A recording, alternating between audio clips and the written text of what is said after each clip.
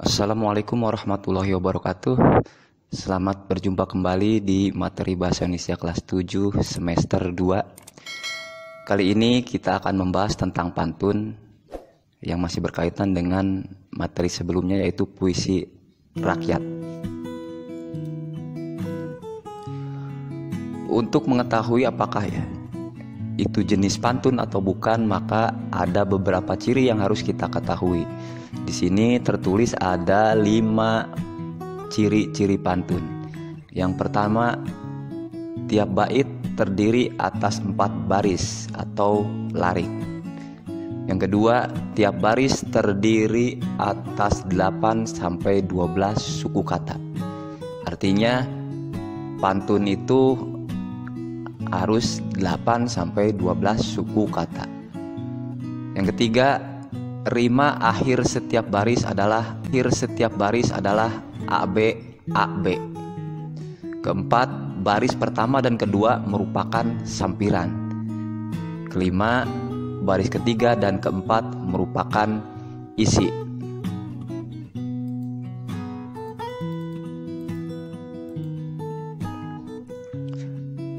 Selanjutnya, larik.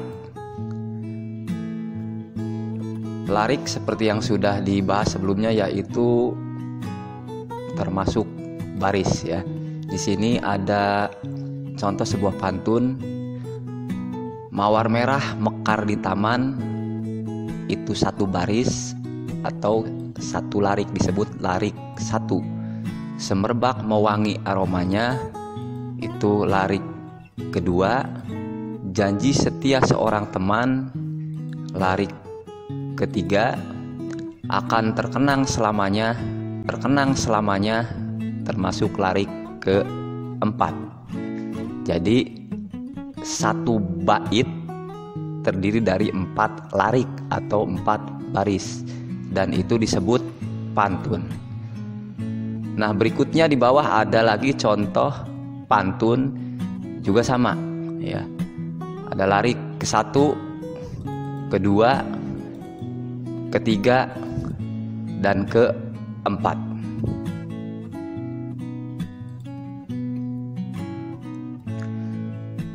Berikutnya, suku kata.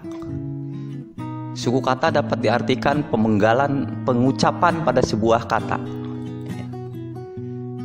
Contoh kata mawar. Suku katanya mawar. Jadi dipotong atau dipenggal mawar.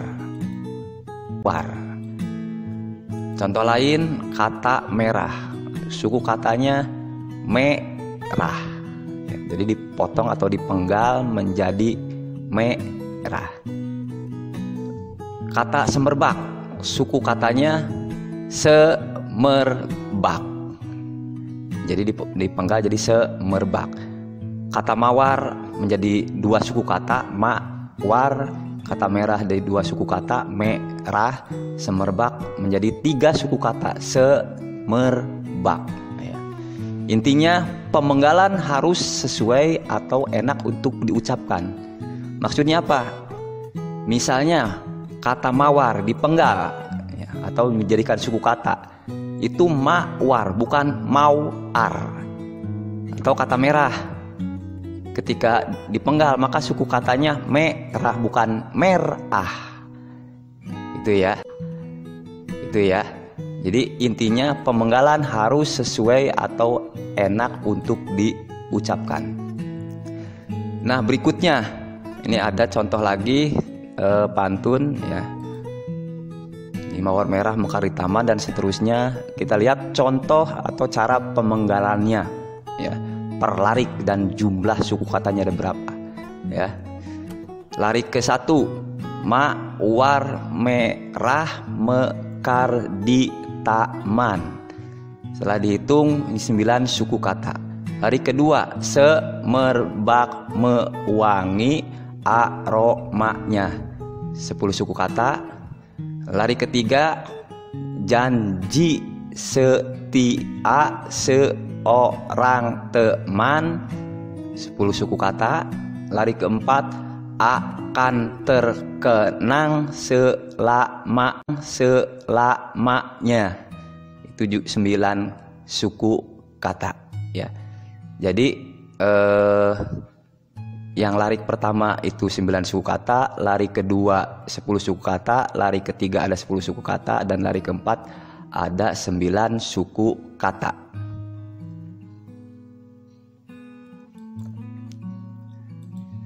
Selanjutnya, rima.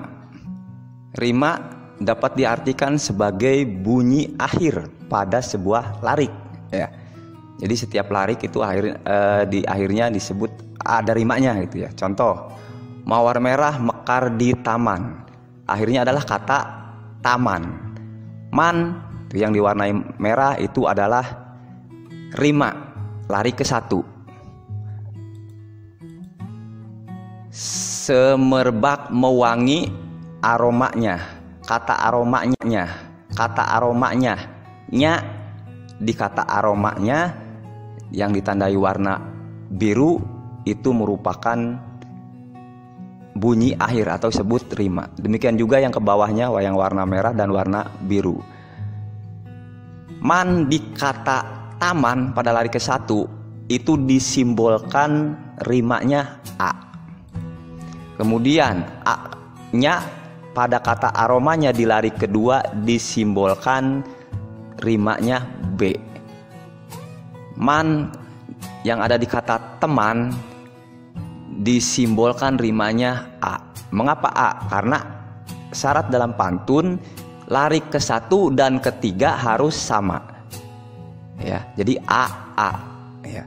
Kemudian lari kedua dan keempat juga harus sama. Lari keduanya b, maka otomatis lari keempatnya juga b. Lari keempatnya juga b akan terkenang selamanya. Disimbolkan rimanya adalah B. Demikian juga lihat contoh yang di bawah juga sama seperti yang tadi ya. Itu rimanya A disimbolkan B, kemudian lari ketiganya A, lari keempat B.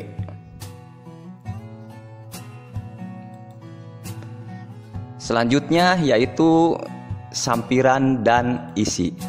Sampiran sama dengan bagian pembuka sebuah pantun. Sementara isi adalah hal yang ingin disampaikan oleh si pembuat pantun kepada pembaca atau pendengar ya. Kita lihat contoh pantun di bawah ini ya. Mawar merah mekar di taman, lari ke 1 itu sampiran. Semerbak mewangi aromanya, lari kedua itu juga sampiran. Janji setia seorang teman, lari ketiga itu isi. Akan terkenang selamanya, lari keempat itu juga termasuk isi. Sehingga dapat disimpulkan bahwa pantun dalam satu bait itu terdapat sampiran dan isi. Sampiran ada di lari ke 1 dan kedua, isi terdapat di lari ketiga dan keempat. Kita lihat lagi di contoh berikutnya. Hitam putih warna keledai, duduk bersila di atas dipan. Rajin belajar pangkal pandai, itulah kunci dalam kehidupan. Larik 1 sampiran, larik 2 sampiran, larik 3 isi, larik 4 isi.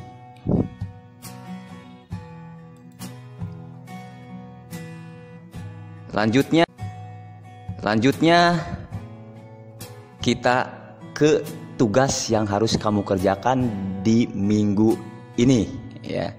Tugasnya ada 2, yaitu tugas A.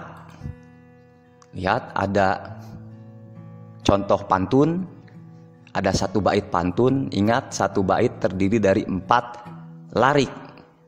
Larik 1 dan 2, 3 dan 4 ya.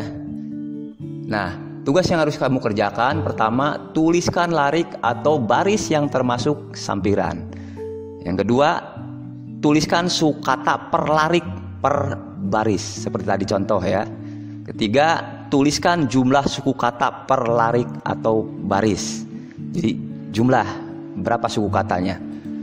Kemudian tugas yang kedua ya tugas B, Lihat, ada juga contoh pantunnya. Nah, ini juga sama tugasnya seperti tugas A. Tuliskan larik atau baris yang termasuk sampiran. Yang kedua, tuliskan suku kata per larik atau baris. Yang ketiga, tuliskan jumlah suku kata per larik atau baris, ya. Nah, kalau sudah selesai dikerjakan, silahkan tulis di buku tulis, kemudian foto dan kirimkan ke link yang sudah disediakan, yang dikirim oleh server saat kalian absen melalui WA autorespon, ya. Ingat, yang belum bisa mengirim ke link silahkan datang ke sekolah, ya. Sekali lagi, yang belum bisa mengirim ke link silahkan datang ke sekolah, bawa HP-nya, ya.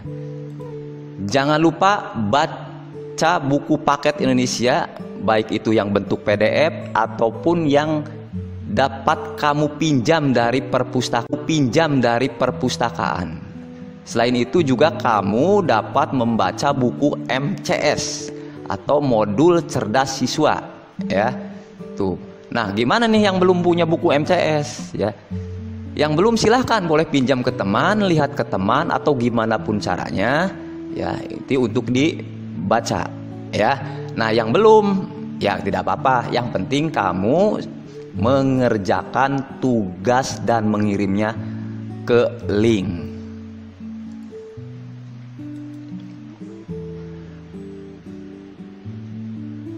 Baik, terima kasih. Pertemuan minggu ini